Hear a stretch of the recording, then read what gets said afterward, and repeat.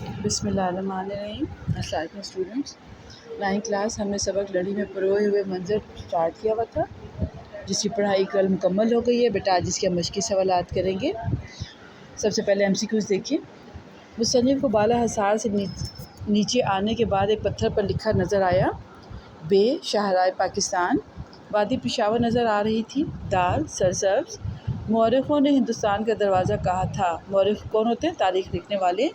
جیم ہنڈ کو اٹک کا نام رکھا تھا۔ جیم اکبر اعظم نے۔ سکھوں کا مشہور گردوارہ واقع ہے۔ جیم حسن ابدال میں۔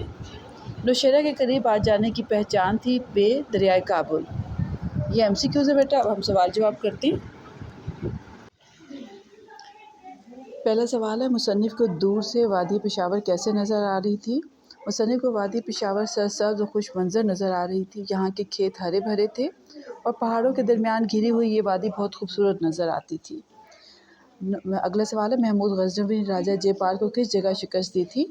محمود غزنوی نے راجہ جے پال کو ہندوستان کے شہر پشاور کے قریب تخت بھائی کی جنگ میں شکست دی تھی، ہنڈ کے قریب، جو گندھارا کا پایا تخت بھی رہا ہے۔ اٹک کا قلعہ کس دریا کے کنارے بنایا گیا تھا؟ اٹک کا قلعہ دریائے سندھ کے کنارے بنایا گیا تھا، جو اس علاقے کا ایک اہم قدرتی نشان تھا۔ وہ کون سا بادشاہ تھا جسے جگہوں کے نام رکھنے کا بڑا شوق تھا؟ وہ بادشاہ اکبر تھا، جسے نئے شہروں اور مقامات کے نام رکھنے کا بڑا شوق تھا اور اسے کئی شہروں کے نام بدل کر ان کو اپنی مرضی سے نئی شناخت دی۔ مورخین کے نزدیک لاہور سے کابل جانے والی شاہراہ پر حسین ترین منزل کون سی ہے؟ مورخین کے مطابق لاہور سے کابل جانے والی شاہراہ پہ سب سے حسین ترین منزل حسن ابدال ہے، جو ایک خوبصورت اور قدرتی منظر پیش کرتی ہے۔ یہ بیٹا سوال جواب تھے۔